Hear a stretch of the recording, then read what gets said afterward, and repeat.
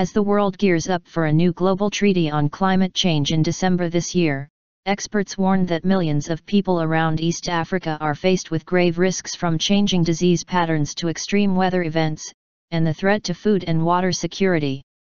Scientists from the United Nations-affiliated Intergovernmental Panel on Climate Change, IPCC, are warning East African nations to brace themselves for extreme weather events related to climate change. "One thing is for sure," said Artan, who sat in on a recent regional meeting on climate change. "Man has an effect on climate and the temperature is increasing."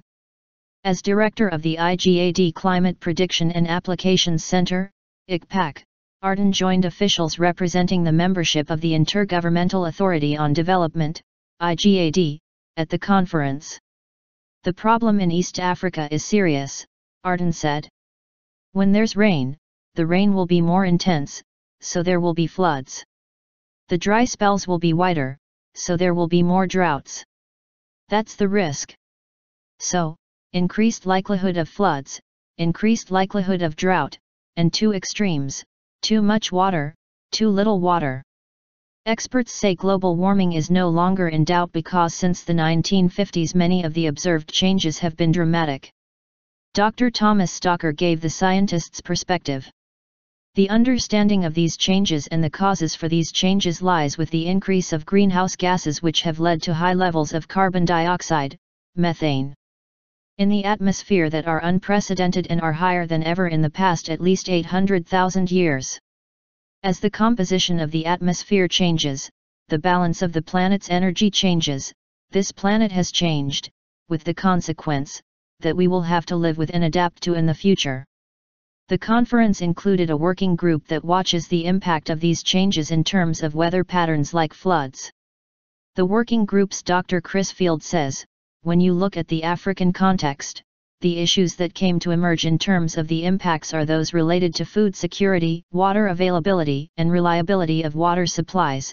There are issues he associates with infectious diseases, lowered food security, the inability to protect people's health, greater threats to the urban environment including large movements of people from the countrysides into the urban environment. Don't wait any longer. We can reduce today's climate risks by creating climate-resistant development practices," says Dr. Yuba Sokona of the working group. Sokona said addressing current vulnerabilities can reduce today's climate risks and contribute to climate-resilient development over the coming decades. "But we can't wait. The more we wait, the more difficult and costly it will be," Sokona said. "It's also important to note that climate change is a global common problem that requires international cooperation at different levels as no single country, no single group of countries can deal with it alone. Vulnerable populations already suffer from the effects of climate change, and countries such as Kenya face competing priorities. While they support efforts to minimize the emissions of global greenhouse gases, they need to boost and transform their economies. Let me take the example of the energy sector," said Dr. Alice Kauda, Environment Secretary in the Ministry of Environment, Water, and Natural Resources. "Kenya has been building a portfolio based on renewable energy. She says sustainable consumption is one way to adapt to climate change.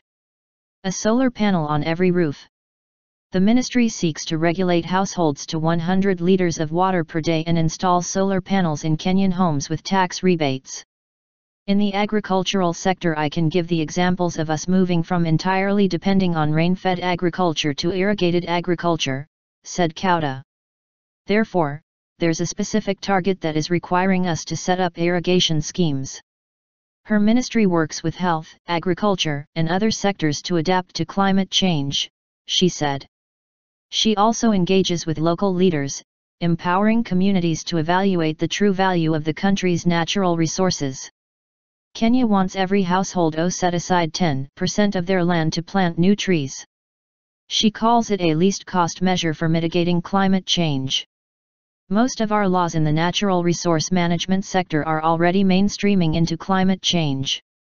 Development specialists also advocate the adoption of green technologies," said Sarah O'Keefe, a University of Oxford researcher who works on a climate change-related project for Africa. What's interesting about climate change is that we are kind of in this together. We are all tackling this issue at about the same time.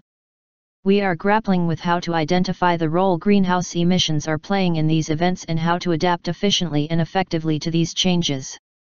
Developed and developing countries can teach on another. But she says Africa is playing a leading role identifying the impact of climate change, and trying out different measures to adapt to it.